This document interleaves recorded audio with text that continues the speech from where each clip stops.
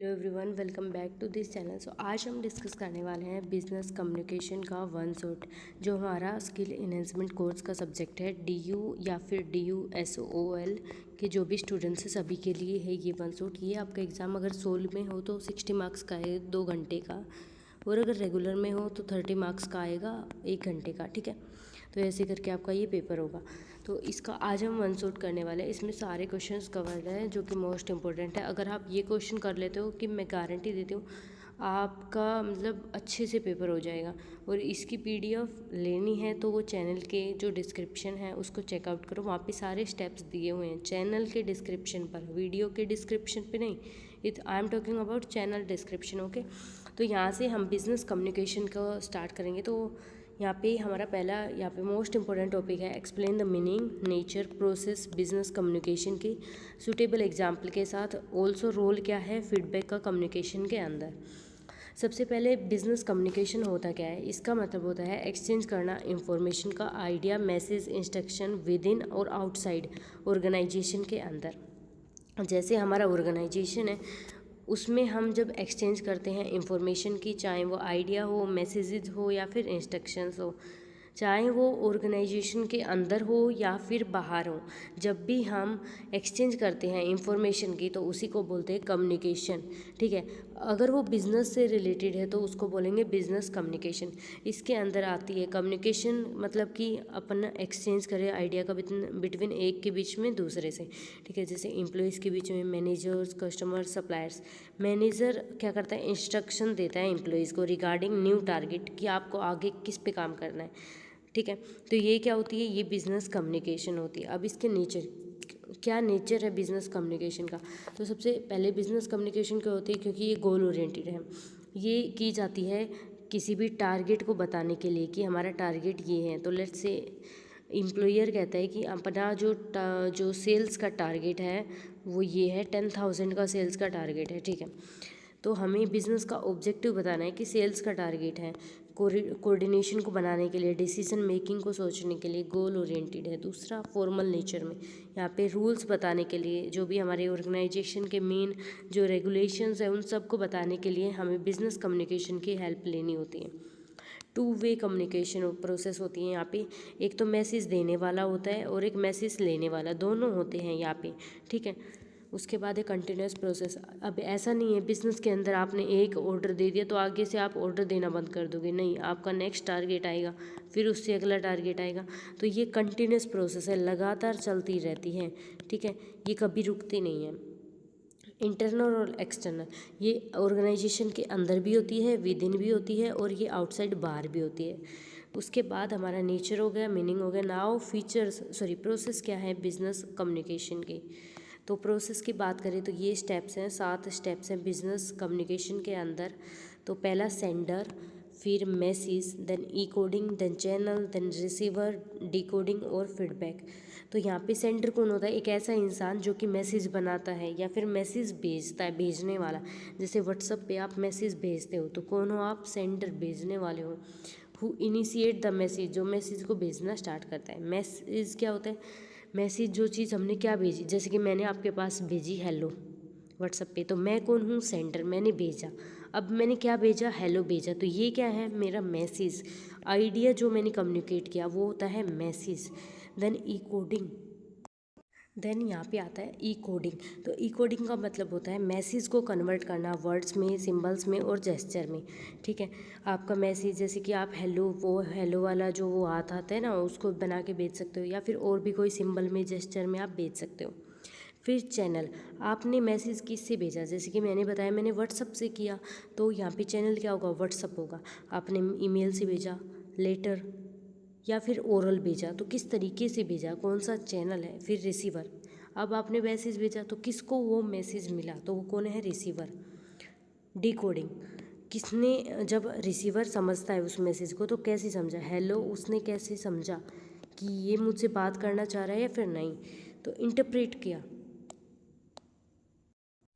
उसके बाद हमारा आता है फीडबैक। अब रिसीवर ने क्या फीडबैक दिया, जिसको मैसेज मिला उसने आपको क्या फीडबैक दिया, क्या रिस्पॉन्स दिया, उसका उत्तर क्या आया? हाय आया या फिर हे आया, जो भी रिस्पॉन्स आया उसको बोलते हैं। ठीक है, तो प्रोसेस हो गई बिजनेस कम्युनिकेशन की डन। जैसे कि मैनेजर ने मैसेज भेजा, एक ईमेल भेजी तो वो चैनल हो गया, एम्प्लॉय ने वो रीड की तो वो रिसीवर हो गया, रिप्लाई की वो फीडबैक हो गई। तो ये पूरी प्रोसेस है बिजनेस कम्युनिकेशन की। रोल क्या है फीडबैक का, हमने फीडबैक देखी जो कि लास्ट स्टेप है। इसका मेन रोल क्या होता है फीडबैक का, रोल के बिना तो फीडबैक के बिना तो बिजनेस कम्युनिकेशन अधूरी है। फीडबैक का मतलब होता है एक रिस्पॉन्स जो कि रिसीवर देता है मैसेज को समझने के बाद। Feedback is the response given by receiver after understanding the message. जब रिसीवर मैसेज को समझ लेता है तो उसके बाद जो वो रिस्पॉन्स देता है that will be called as feedback. अब ये फीडबैक की ज़रूरत क्यों है, तो देखो ये एक तो कंफर्म करती है कि मैसेज समझ आया या फिर नहीं आया। वो रिस्पॉन्स देगा यस या नो, तो हमें पता चलता है कि उसको मैसेज समझ आया या नहीं। दूसरा, इम्प्रूव करता है कम्युनिकेशन की एक्यूरेसी को, फिर मिसअंडरस्टैंडिंग को कम करता है। अगर आप रिस्पॉन्स दे रहे हो उस चीज़ का तो आपके बीच में जो मिसअंडरस्टैंडिंग है वो कम होगी। ठीक है, इम्प्रूव करता है डिसीजन मेकिंग का।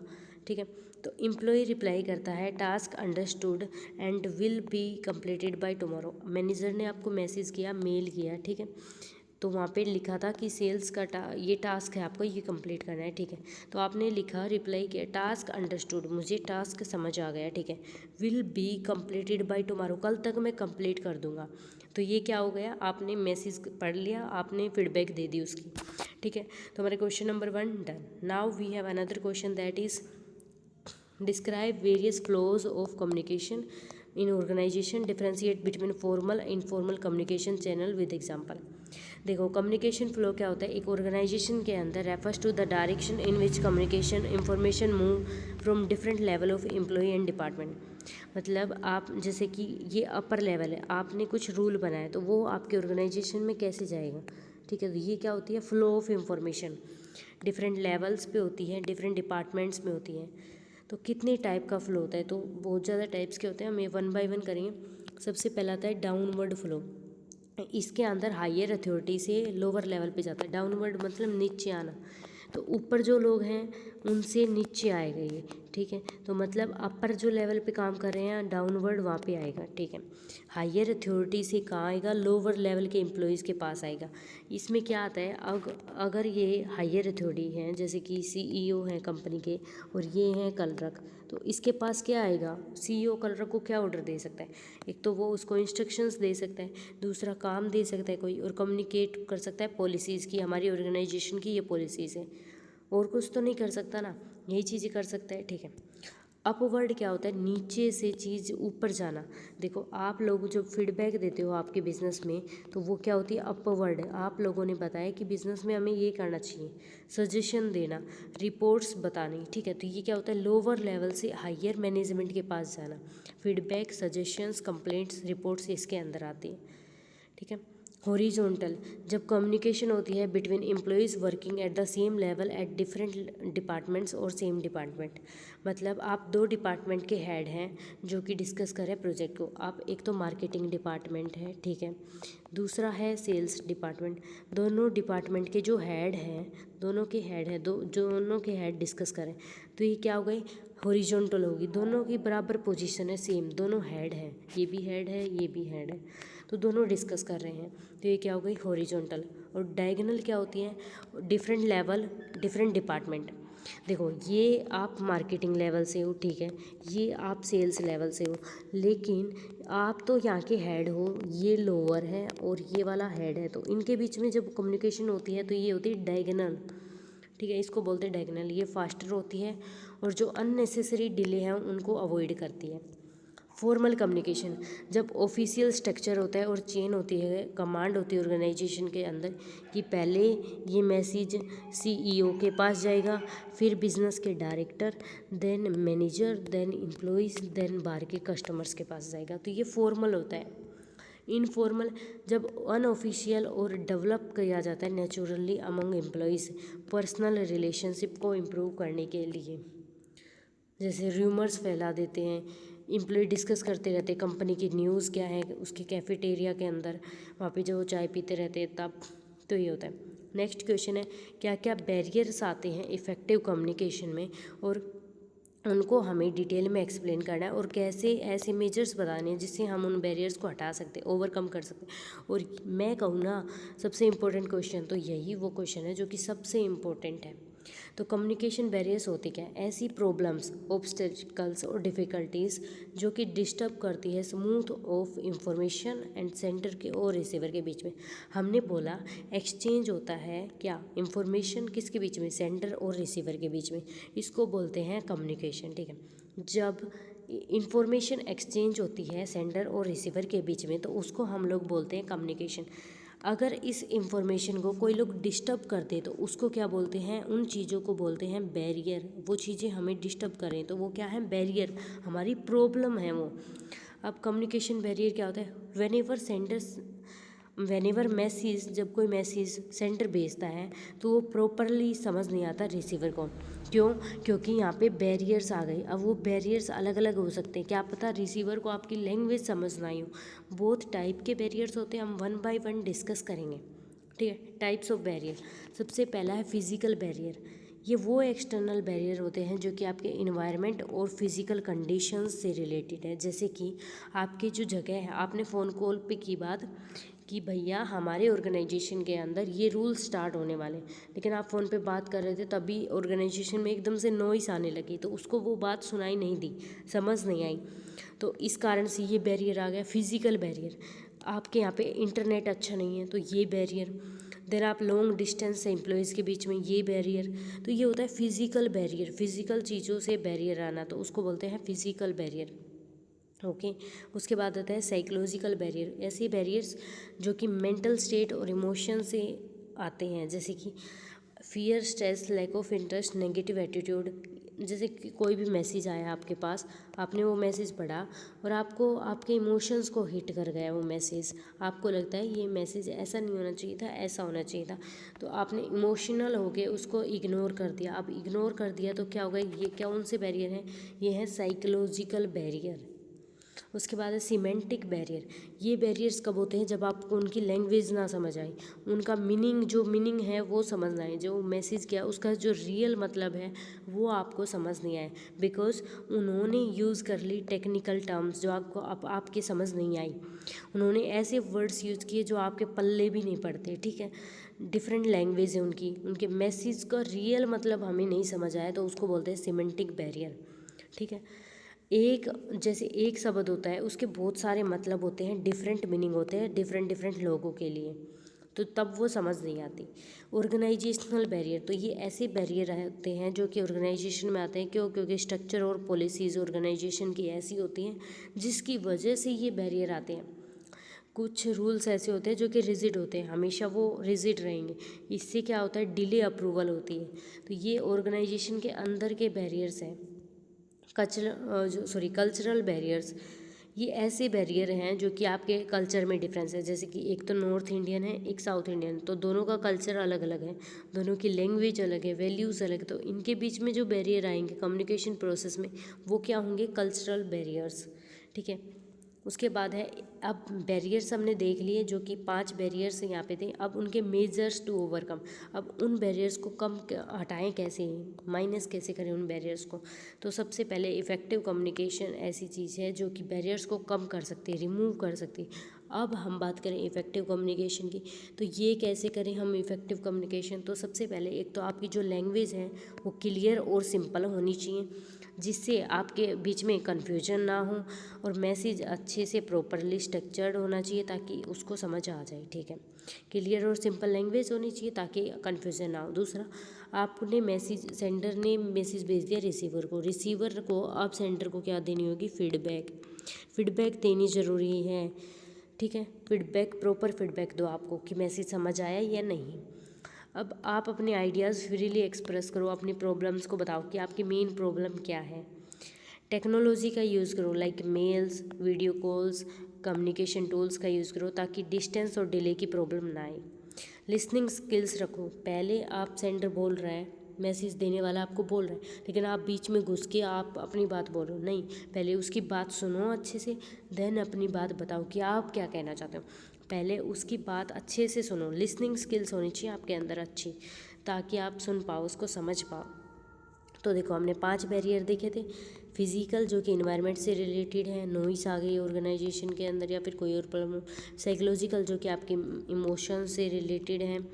फिर उसके बाद हमने देखा था सीमेंटिंग जो कि लैंग्वेज से रिलेटेड है। देन ऑर्गेनाइजेशनल जो ऑर्गेनाइजेशन के स्ट्रक्चर से हैं। देन कल्चरल देखा था, कल्चरल जो कि कल्चर से हैं, लैंग्वेज वगैरह से ही हमारी कल्चर, हमारी वैल्यूज़, बिलीफ, ट्रेडिशन से रिलेटेड है। फिर अब इनके सॉल्यूशंस क्या हैं, इन बैरियर्स के सॉल्यूशंस क्या हैं। तो अब अगर हम उन सॉल्यूशंस की बात करें तो सबसे पहले आप जो भी लैंग्वेज यूज़ करो वो क्लियर होनी चाहिए और साफ सिंपल होनी चाहिए। फीडबैक आपको देना होता है।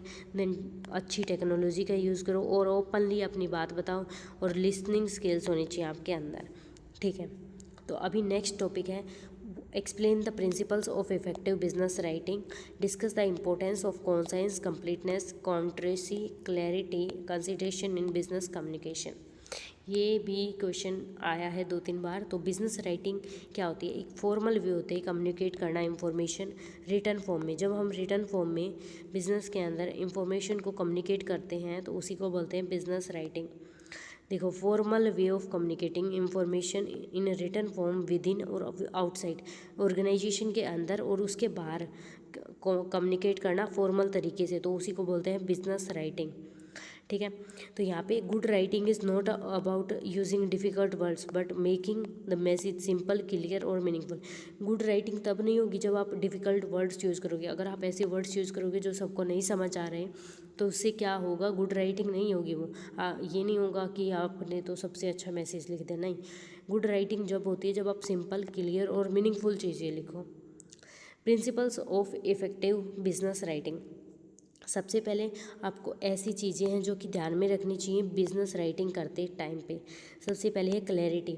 Clarity means message should be easy to understand without confusion. मतलब ऐसे तरीके से मैसेज लिखो कि वो बिना कन्फ्यूजन के ईजी तरीके से समझ आ जाए, ठीक है। सिंपल और डायरेक्ट लैंग्वेज में लिखो। कॉम्प्लेक्स चीज़ें यूज़ मत करो, don't try to be over smart, okay. Instead of writing long confusing instructions आप लिख सकते हो submit the report by Monday 5 PM, ठीक है, ये बेटर है। लेकिन आप लिखो कि आपको सबमिट करनी पड़ेगी रिपोर्ट मंडे को 5 तारीख को, आज ही, ऐसे वैसे कुछ करके लिखो, तो वो नहीं लिखना। क्लैरिटी से लिखना है, ईजी लैंग्वेज में लिखना है, ठीक है। कौन साइंस यहाँ पे है, एक्सप्रेस करो मैसेज को शॉर्ट में और प्रिसाइज मैनर में विदाउट अननेसेसरी डिटेल। फालतू की चीज़ें मत लिखो, जो ज़रूरी है उसी चीज़ को लिखो ताकि टाइम बचे दोनों का, सेंडर का भी प्लस रिसीवर का भी, ठीक है।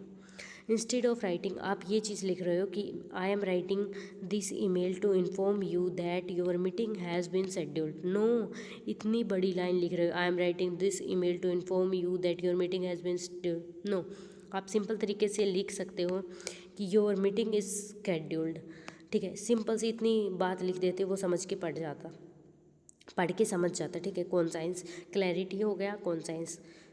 दूसरा कंप्लीटनेस, मैसेज कंप्लीट होना चाहिए, जो भी सारी नेसेसरी इंफॉर्मेशन है सारी होनी चाहिए जो कि रिसीवर को चाहिए मैसेज को समझने के लिए, उसमें सारी इंफॉर्मेशन होनी चाहिए। अधूरी इंफॉर्मेशन नहीं होनी चाहिए, नहीं तो बोलते ना आधी अधूरी ज्ञान खतरे का होता है। अगर आधा अधूरा ज्ञान होगा तो कन्फ्यूजन होगी और रॉन्ग एक्शन भी लिया जा सकता है। तो कंप्लीट होना चाहिए मैसेज। कोर्टसी का मतलब होता है पोलाइट और रिस्पेक्टफुल लैंग्वेज आप यूज़ करो कम्युनिकेशन में ताकि पॉजिटिव रिलेशनशिप बने। इंस्टेड ऑफ सेइंग आप एक तो ये कह रहे हो कि you did not submit the report, इसकी बजाय ये कह सकते हो कि kindly submit the report eight earliest. मतलब रिपोर्ट को सबमिट करो जितनी जल्दी हो सके। ये मत कहो वाई तुमने सबमिट क्यों नहीं की रिपोर्ट, क्यों, सिंपल कह दो जितनी जल्दी हो सके उतनी रिपोर्ट को सबमिट कर दो। Then consideration, keeping in mind when, कि आप ध्यान में रखो कि जो रिसीवर है जिसको मैसेज भेजना है उसकी नीड्स क्या हैं, ठीक है, उसकी पोजीशन क्या है, अंडरस्टैंडिंग लेवल क्या है। देखो आप किसी को मैसेज भेज रहे हो और आप वो इंग्लिश में भेज रहे हो, लेकिन आपको पता है जो कि जिसको मैसेज भेज रहे हो उसको इंग्लिश नहीं आती, उसको सिर्फ हिंदी आती, तो आप उस मैसेज को हिंदी में भेजो ताकि वो समझ सके। उसकी नीड है हिंदी, उसको इंग्लिश नहीं आती, उसकी पोजीशन यह है, उसके अंडरस्टैंडिंग लेवल ही ऐसा है, ठीक है। टेक्निकल टर्म्स का यूज़ मत करो, ओके। अब ये प्रिंसिपल्स हमने देखे जो कि थे यहाँ पे क्लैरिटी मतलब मैसेज सिंपल होना चाहिए। कॉन्साइंस का मतलब शॉर्ट और सिंपल होना चाहिए। कंप्लीटनेस मतलब कोई भी अननेसेसरी इंफॉर्मेशन नहीं होनी चाहिए। मैसेज कंप्लीट होना चाहिए, अधूरा नहीं होना चाहिए। कोर्टसी का मतलब होता है पोलाइट और रिस्पेक्टफुल लैंग्वेज यूज़ करो। कंसिडरेशन का मतलब होता है आपको ध्यान में रखना चाहिए कि रिसीवर की नीड क्या है, वो कहाँ तक की लेवल समझ सकता है। देन ये जो प्रिंसिपल्स हमने देखे उनका मतलब क्या है, उनकी इम्पोर्टेंस क्या है। तो अगर ये प्रिंसिपल्स होंगे तो इफेक्टिव कम्युनिकेशन होगी बिजनेस के अंदर। इससे क्या होगा, क्लियर मैसेज आएगा, कॉन्सेंस राइटिंग होगी, जो मिसअंडरस्टैंडिंग है वो भी रिड्यूस हो जाएगी और टाइम बचेगा हमारा, ठीक है। प्रॉपर डिसीजन मेकिंग होगी हमारी और रिलेशनशिप बनेगी, टीम वर्क आएगी। तो ये प्रिंसिपल्स है ना बहुत इंपॉर्टेंट है, रिजल्ट ओरिएंटेड है, इफेक्टिव है, बस इतनी सी इंपॉर्टेंस है इनके। देखो क्लैरिटी का मतलब इजी टू अंडरस्टैंड मैसेज होना चाहिए, ठीक है। कॉन्साइंस का मतलब शॉर्ट होना चाहिए। कंप्लीटनेस मतलब सारी information. Count polite language use करो। रिस्पेक्टफुल कंसिडरेशन का मतलब रिसीवर के ऊपर फोकस करो कि उसका लेवल क्या है, ठीक है। Now the next question is business letter क्या होता है, उसका स्ट्रक्चर क्या है, उसके वेरियस पार्ट्स क्या हैं, और डिस्कस करना है मेल राइटिंग की इम्पोर्टेंस और इक्विटेक्स मतलब मेल जब लिखते हैं तो क्या चीज़ें हमें ध्यान में रखनी चाहिए। तो बिजनेस लेटर एक फॉर्मल रिटन कम्युनिकेशन होता है जो कि किसके बीच में होता है, ऑर्गेनाइजेशन के बीच में और इंडिविजुअल के बीच में, या फिर दो ऑर्गेनाइजेशंस के बीच में, एक ऑर्गेनाइजेशन से दूसरे ऑर्गेनाइजेशन, या फिर एक ऑर्गेनाइजेशन से एक इंडिविजुअल के बीच में जो कम्युनिकेशन होती है वो बिजनेस लेटर के थ्रू होती है। बिजनेस लेटर यूज़ किए जाते हैं प्लेस करने के लिए ऑर्डर, इंक्वायरीज बिठाने के लिए, कंप्लेंट्स करने के लिए, जॉब एप्लीकेशंस के लिए, ऑफिशियल इंफॉर्मेशन को शेयर करने के लिए। देखो बिजनेस लेटर एक स्ट्रक्चर्ड और प्रोफेशनल डॉक्यूमेंट होता है जो कि रिटन फॉर्म में होता है ऑफिशियल मैसेज को कन्वे करने के लिए क्लियर और फॉर्मल मैनर में। जैसे कंपनी लेटर लिखती है सप्लायर को कि भाई हमें इतने का ऑर्डर चाहिए, आप प्लेस कर दो, ठीक है। अब कैसे लिखा जाता है, कितने पार्ट्स होते हैं इस बिज़नेस लेटर के, क्या स्ट्रक्चर होता है इस बिज़नेस लेटर का। तो फिक्स फॉर्मेट होता है इसका जो कि क्लैरिटी के लिए होता है, और प्रोफेशनल होता है फिक्स फॉर्मेट। पहला सेंडर का एड्रेस लिखना होता है, इसके अंदर एड्रेस उस पर्सन का आता है जो कि मैसेज भेजने वाला है। सबसे पहले सेंडर का एड्रेस उस पर्सन का उसका एड्रेस आता है जो कि मैसेज भेजने वाला है। नेक्स्ट डेट, जिस तारीख पे ये लेटर लिखा गया था वो डेट लिखनी होती है। देन रिसीवर का एड्रेस, उसका नाम और उसका एड्रेस लिखना है होता है जिसको हमने मैसेज भेजा है। देन सब्जेक्ट की लाइन हमने लिखना है फिर क्या पर्पज़ है इस लेटर का, ये लेटर क्यों भेजा है, सिर्फ एक लाइन में। जैसे order for office equipment, office के जो सामान है उसके लिए ऑर्डर है। देन सैल्यूटेशन, हमें ग्रीटिंग यूज़ करनी होती है जैसे कि dear sir ma'am, respected sir ma'am, ऐसी। देन बॉडी ऑफ लेटर, इसमें मेन पार्ट होता है लेटर का जहाँ पे हमें इंट्रोडक्शन देना होता है, ये लेटर क्यों लिखा, मेन कंटेंट्स डिटेल्स देनी होती है, इतनी इतनी चीज़ें हमें चाहिए, कंक्लूजन देना होता है। कॉम्प्लीमेंट्री क्लोज आपको लिखना होता है योर सिंसियरली, मतलब पोलाइट तरीके से लेटर को एंड करना होता है। देन आपकी सिग्नेचर और नाम होता है लास्ट में, ठीक है। तो ये थे पार्ट्स एंड स्ट्रक्चर्स। तो 8 पार्ट्स है। सबसे पहले सेंटर का एड्रेस, दूसरा डेट, फिर रिसीवर का address, then subject line, salutation, body of the letter, complimentary close और सिग्नेचर। अब हम लिख रहे हैं लेटर, अब ईमेल भी लिखते हैं तो इसकी इंपॉर्टेंस क्या है। तो ईमेल सबसे फास्टेस्ट और मोस्ट वाइडली यूज़ करने वाला कम्युनिकेशन टूल्स है। इससे एक तो अलाउ होता है इंस्टेंट डिलीवरी हो जाती है मैसेज अक्रॉस द वर्ल्ड में कहीं पे भी। ईमेल दोनों तरीके होती हैं, फॉर्मल इनफॉर्मल। ईमेल में ना तो पैसा लगता ना टाइम ज़्यादा लगता, और इसके अंदर हम अटैचमेंट्स भी इंक्लूड कर सकते हैं जिसमें हम पीडीएफ भी शेयर कर सकते हैं, जिसमें हम लिंक भी शेयर कर सकते हैं, फ़ोटोज़ भी शेयर कर सकते हैं, तो वो होता है, ठीक है। तो ये कॉस्ट इफ़ेक्टिव है, टाइम सेविंग है, और इसमें हम अटैचमेंट भी इंक्लूड कर सकते हैं। अब ईमेल लिखते टाइम पे हमें क्या क्या चीज़ें हैं जो ध्यान में रखनी चाहिए। इक्विटेक्स, हम खाना खाते हैं डाइनिंग टेबल पे बैठ के, तो क्या चीज़ें जो हमें ध्यान में रखनी चाहिए, वैसे ही ईमेल लिखते टाइम पे क्या चीज़ें हैं जो कि ध्यान में रखनी चाहिए। प्रॉपर रूल्स होते हैं, मैनर्स होते हैं जिसमें हमें वो ईमेल लिखनी होती है जब हम प्रोफेशनल तरीके से लिख रहे हैं, अपने दोस्त को नहीं, प्रोफेशनल वे में। तो देखो email should always have a clear subject line. एक तो सब्जेक्ट लाइन होती है, उसमें आपने वो ईमेल लिखी है तो क्यों लिखें, उसका मेन सब्जेक्ट क्या है, सबसे पहले वो। तो लैंग्वेज वो सिंपल होनी चाहिए, पोलाइट, रिस्पेक्टफुल और प्रोफेशनल होनी चाहिए, उसमें ग्रामेटिकल एरर्स नहीं होनी चाहिए, और मैसेज शॉर्ट, क्लियर और वेल स्ट्रक्चर्ड होना चाहिए। आपको इनफॉर्मल वर्ड्स यूज़ नहीं करने, अननेसेसरी एब्रीवेशंस यूज़ नहीं करनी जो कि किसी को समझ नहीं है, जैसे कि कुछ एब्रीवेशंस होते हैं जन जी स्टाइल के, तो वो यूज़ नहीं करनी। देन अटैचमेंट को प्रॉपरली चेक करना है बिफोर सेंडिंग। कहीं आप भेज तो रहे थे रिज्यूम, लेकिन आपने भेज दिया दूसरे और का कुछ फ़ोटोज़ वगैरह, तो ऐसा नहीं करना।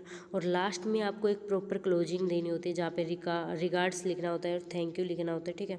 तो ये चीज़ें हैं जो कि आपको ईमेल लिखते टाइम पे ध्यान में रखनी चाहिए। उसके बाद नेक्स्ट क्वेश्चन है, शॉर्ट नोट लिखना है। ऑफिस मेमोरेंडम क्या होता है, office circular and meaning of meeting, और एक्सप्लेन करना है कि मीनिंग ऑफ मीटिंग को कैसे बनाया जाता है। ये क्वेश्चंस इंपॉर्टेंट है, आया हुआ है। बिजनेस ऑर्गेनाइजेशन में जब कम्युनिकेशन करते हैं बिजनेस में, तब हमें रिटर्न डॉक्यूमेंट्स की ज़रूरत होती है, जिसमें ये 3 आती है, office memorandum, circular, meeting of minutes of meeting. Office memorandum, जिसको हम ऑफिस मेमो के नाम से जानते हैं, ये एक फॉर्मल रिटर्न नोट होता है जो कि यूज़ किया जाता है किसके लिए, इंटरनल कम्युनिकेशन, मतलब बिजनेस के अंदर कम्युनिकेशन में विद इन द ऑर्गेनाइजेशन। ये शॉर्ट होता है और यूज़ किया जाता है अपने इंस्ट्रक्शंस को बताने के लिए, इंफॉर्मेशन और डिसीजंस को बताने के लिए। ये सिंपल फॉर्मेट में लिखा जाता है और मैनेजर और डिपार्टमेंट उसको यूज़ करते हैं ऑफिशियल मैटर्स को समझाने के लिए। जैसे एचआर इशू कर रहा है एक memo regarding attendance rules leave policy की, आपकी इतनी परसेंट 75% अटेंडेंस होनी चाहिए, तो ये क्या हो गया, ऑफिस मेमो हो गया।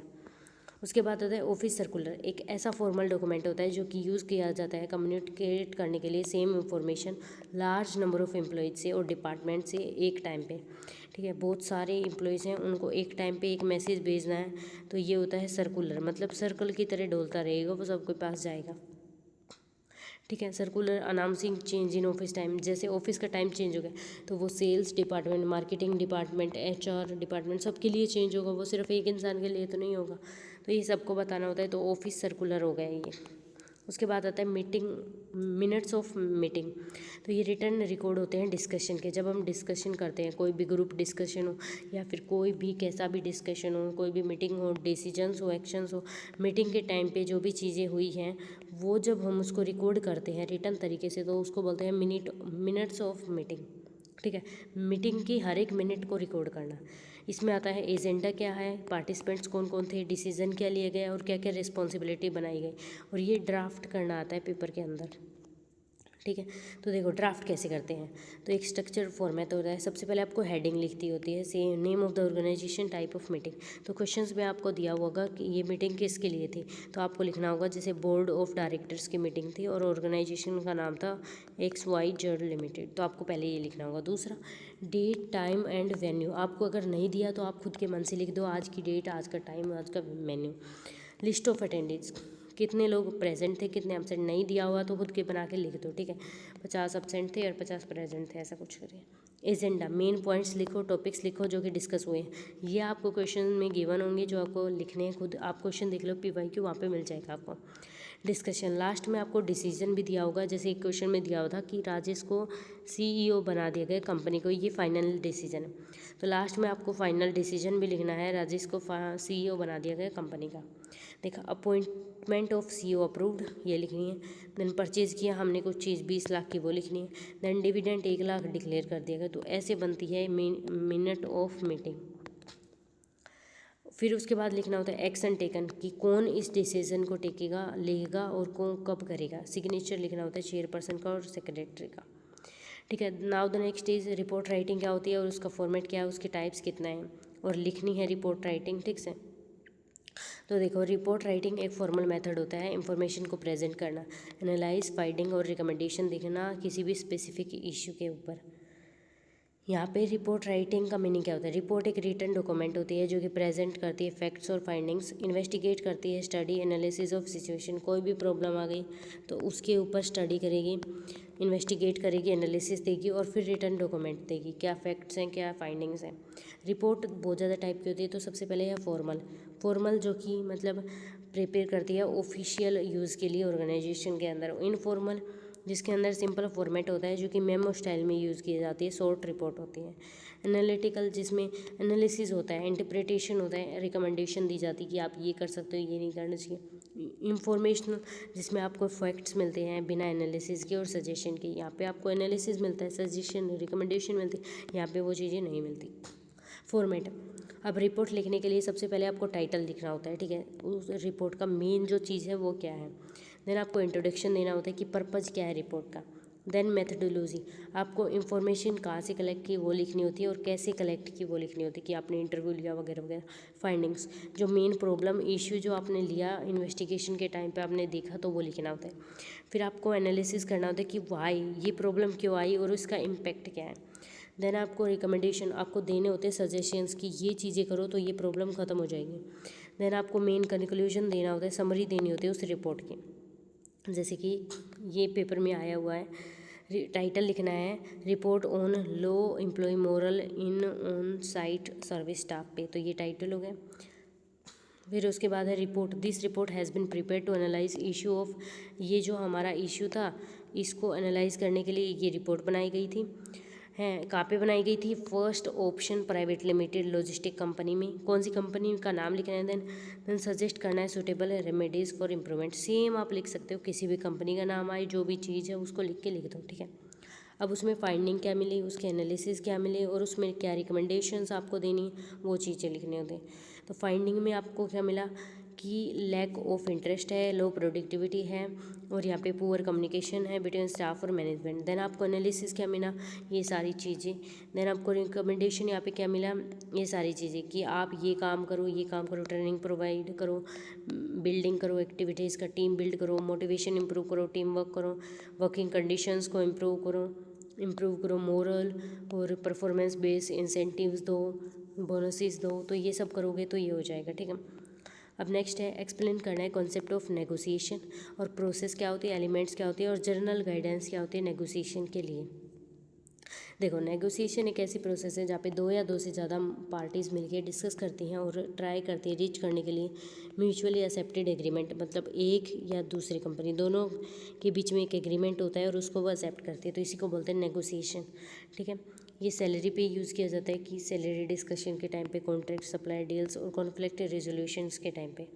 नेगोशिएशन का मतलब हमने बता दिया। उसके बाद प्रोसेस क्या होती है नेगोशिएशन की, सबसे पहले प्रिपरेशन। आपको इस स्टेज में दोनों पार्टी इंफॉर्मेशन कलेक्ट करती हैं, डिफाइन करती हैं कि उनका गोल क्या है और देखती हैं कि क्या क्या नीड्स हैं और क्या क्या लिमिट्स हैं, प्रिपेयर करती हैं अपने आप को। दूसरा डिस्कस, दोनों पार्टी डिस्कशन करती है कि उनके तरीके क्या हैं, उनकी डिमांड क्या है, उनके एक्सपेक्टेशंस क्या हैं और कम्युनिकेशन करती हैं, एक दूसरे से क्लैरिफिकेशन लेके आते हैं। देन क्लैरिफिकेशन में है कि हम जो मैसेज बोल रहे हैं, हमारी जो पार्टी कह रही है वो अपनी अपनी पोजीशन क्लियरली बताती है बिना किसी मिसअंडरस्टैंडिंग के और कॉमन इंटरेस्ट जो है वो आइडेंटिफाई करती है।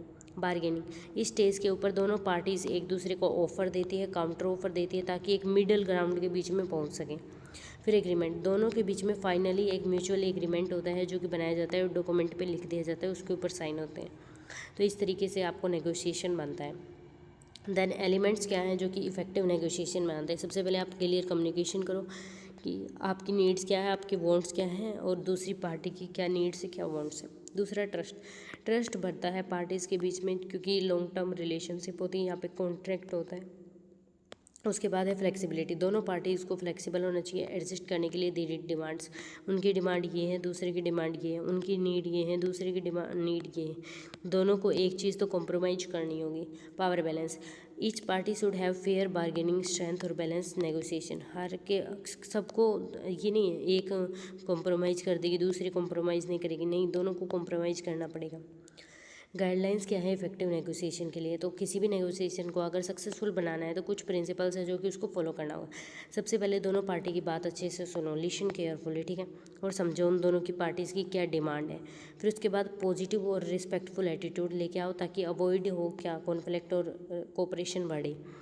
फिर प्रिपरेशन करो कि जानो कि कितने फैक्ट्स हैं, क्या क्या अल्टरनेटिव्स हैं जो कि आप ले सकते हो, इससे आपका डिसीजन अच्छा होगा। इमोशंस को कंट्रोल के लेके को भी डिसीजन लेना है आपको और फोकस किस पे होना चाहिए, विन विन आउटकम पेज कि आपको लास्ट में वो जिताएं, ठीक है, दोनों साइड का बेनिफिट हो। उसके बाद है next, what do you understand by presentation skills, तो यहाँ पे प्रेजेंटेशन स्किल्स क्या होती हैं और एक्सप्लेन करो 7 P's of presentation, very important. Interactive techniques of communication, presentation skills का मतलब ability to present idea, information, reports effectively before an audience, audience से जाने से पहले वो आइडिया और जो इन्फॉर्मेशन है और जो रिपोर्ट है उसको प्रेजेंट करना अच्छे तरीके से, ठीक है। यहाँ पे clear communication, better understanding, effective communication, decision आता है, ठीक है। इसमें प्रेजेंटेशन स्किल्स का अंदर आता है प्लानिंग करना, ऑर्गेनाइज करना, डिलीवर करना मैसेज को क्लियर और कॉन्फिडेंट मैनर में, चाहे वो वर्बल हो चाहे नॉन वर्बल हो। वर्बल मतलब लिख के हो और नॉन वर्बल चाहे जेस्चर से करना हो। अब 7P क्या होती है? सबसे पहले प्लानिंग मतलब डिसाइड करना कि आपका ऑब्जेक्टिव, आपकी ऑडियंस को, क्या स्ट्रक्चर रहेगा आपका, प्लानिंग करके चलना एडवांस में। दूसरा है प्रिपरेशन। अब प्रिपरेशन में आता है कि जो डेटा है उससे रिलेटेड जो स्लाइड्स है वो क्रिएट करो, आप ऑर्गेनाइज करो कंटेंट को लॉजिकल सीक्वेंस में। फिर प्रैक्टिस। अब आप अपनी कॉन्फिडेंस, फ्लुएंसी और टाइमिंग को इम्प्रूव करने के लिए आप क्या करो? प्रैक्टिस करो, ताकि आप उस टाइम पे जब ये डेटा प्रेजेंट कर रहे हो तब आप नर्वस ना हो। पर्सनल अपीयरेंस, अपने आप पे फोकस करो कि आप शुड भी फॉर्मल होनी चाहिए, आपकी ड्रेस जो है फॉर्मल होनी चाहिए, आप प्रोफेशनल लगनी चाहिए, क्योंकि first impression is the last impression. Next proper introduction, आपको अपना एक स्ट्रॉन्ग इंट्रोडक्शन तैयार करना होगा ताकि आप ऑडियंस की जो अटेंशन है उसको ग्रैब कर पाओ। देन परफॉर्मेंस, आपकी जो वॉइस है उसमें क्लैरिटी होनी चाहिए, बॉडी लैंग्वेज अच्छी होनी चाहिए, आई कॉन्टेंट होना चाहिए, कंटेक्ट होना चाहिए और कॉन्फिडेंस होना चाहिए जब आप मैसेज को डिलीवर करो तब। पार्टिसिपेशन, आप ऑडियंस से पूछो कि आप भी इंगेज करो इसके अंदर, क्वेश्चंस पूछो, इंटरेक्शन करवाओ, इसी से इफेक्टिव और इंटरेस्टिंग कम्युनिकेशन बनेगी। तो ये 7P थी कम्युनिकेशन के। नाउ इंटरेक्टिव टेक्निक्स क्या है कम्युनिकेशन के अंदर? तो एक तो ये 2 वे कम्युनिकेशन है, यहाँ पे सेंडर और रिसीवर दोनों पार्टिसिपेट करते हैं क्वेश्चन आंसर्स की फॉर्मेट में। अब वो कैसे कैसे कर सकते हैं? एक तो ग्रुप डिस्कशन, जहाँ पे शेयर करते हैं आइडियाज़ अपने ग्रुप में और कंक्लूजन पे आते हैं। दूसरा मीटिंग्स में फॉर्मल गैदरिंग करते हैं, जहाँ पे एम्प्लॉय और मैनेजर डिस्कस करते हैं इशू क्या है और उस पर डिसीजन लेते हैं कलेक्टिवली। तीसरा इंटरव्यूज़ के अंदर, जहाँ पे क्वेश्चन आंसर किए जाते हैं और एक्सचेंज की जाती हैं इंफॉर्मेशन और इवेलुएट की जाती है। नेक्स्ट, आप सेमिनार और वर्कशॉप में भी कर सकते हो, जहाँ पे ये लर्निंग और इंटरेक्टिव बेस्ड सेशन होते हैं, जहाँ पे एक्सपर्ट्स और जो पार्टिसिपेंट्स हैं वो अपनी नॉलेज को शेयर करते हैं। नेक्स्ट, ब्रेनस्टॉर्मिंग, एक ऐसी क्रिएटिव टेक्निक है जहाँ पे मल्टीपल आइडियाज़ को जनरेट किया जाता है और फिर प्रॉब्लम को सोल्व किया जाता है। अब ये हो गया हमारा कि टेक्निक्स क्या हैं।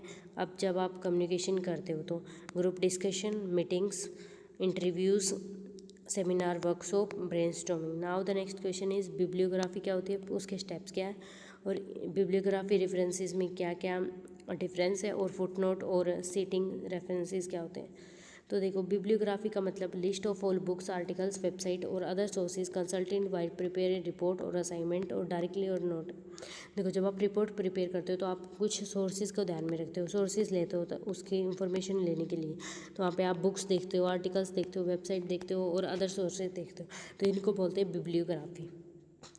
जैसे कि at the end of project report all the books website R listed. जैसे कि आपकी DUSL की जो बुक है उसके सबसे पहले पेज पे लिखा होता है कि यहाँ पे इस बुक का यूज़ हुआ है, इस बुक का यूज़ हुआ है, फिर बाद में बुक स्टार्ट होती है, तो इसको बोलते हैं बिब्लियोग्राफी। तो यहाँ पे स्टेप्स, सबसे पहले आपको ऑल जो सोर्सेज, जितने भी आपने सोर्सेज जब आपने ये चीज़ बनाई तब यूज़ किए थे, ऑल सोर्सेज यूज्ड, उनको कलेक्ट करना और उनकी बुक, जर्नल, ऑनलाइन मटेरियल्स जो भी यूज़ किया था उनको कलेक्ट करना, उनकी डिटेल्स कलेक्ट करना, जैसे कि ऑथर का नाम क्या था, उस बुक का नाम क्या था, पब्लिश कब हुई थी वो, और पेजेस कितने हैं उनमें, वो सारी चीज़ें उनके बारे में लिखना। फिर उनको एंट्री करना अल्फ़ाबेटिकल ऑर्डर में ऑथर के सरनेम के अकॉर्डिंग।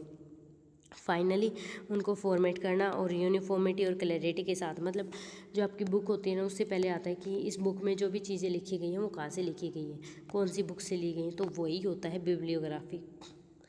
तो यहाँ पे ऑल सोर्सेज कंसल्ट किए जाते हैं, चाहे वो डायरेक्टली हों चाहे इनडायरेक्टली हों बुक के अंदर। लेकिन यहाँ पे फुट नोट में क्या होता है, एक्सप्लेनेटरी नोट होते हैं, रेफरेंसेस होते हैं जो कि बॉटम ऑफ पेज गिवन होते हैं। जैसे आपने यहाँ पे लिख दी इन्फॉर्मेशन, लेकिन जब यहाँ पे पेज ख़त्म होता है ना तो यहाँ पे फुट नोट गिवन होते हैं जो मेन होते हैं, कि अगर ये यहाँ से ऐसे स्टार बना होगा, ये स्टार यहाँ पे एक्सप्लेन किया होगा कि वो इन्फॉर्मेशन वहाँ से नहीं समझ आई, ये एडिशनल इन्फॉर्मेशन दी होती है, कुछ सोर्सेज यहाँ पे दिए होते हैं मेन टेक्स्ट के अलावा। और मेथड ऑफ सिटिंग एरिया क्या होता है, ये APA स्टाइल में होता है, जैसे कि American psychological association style use की जाती है। तो यहाँ पे ये कैसे होती है, देखो, ऑथर का last name, first initial, year और टाइटल ऑफ द बुक आपको लिखना होता है। ऑथर का लास्ट नेम क्या है, लास्ट नेम है शर्मा, फर्स्ट इनिशियल, उसका पहले नाम को पहलो अक्षर R, कब वो पब्लिश हुई थी बुक 2020 में, बुक का नाम क्या है, बिजनेस कम्युनिकेशन। तो ऐसे आपको ये लिखना होता है, ठीक है। फिर जर्नल आर्टिकल, अगर आपने आर्टिकल से ली गई है तो आप ऑथर का लास्ट नाम लिखो, देन ईयर लिखो, देन उसका टाइटल लिखो आर्टिकल का। तो वैसे ही फिर वेबसाइट से ली गई है तो आप वेबसाइट का नाम लिखो, जैसे कि WHO वर्ल्ड हेल्थ ऑर्गेनाइजेशन, साल लिखो और टाइटल लिखो उस वेब पेज का, जैसे कि 2023 साल हेल्थ गाइडलाइंस www.who.int।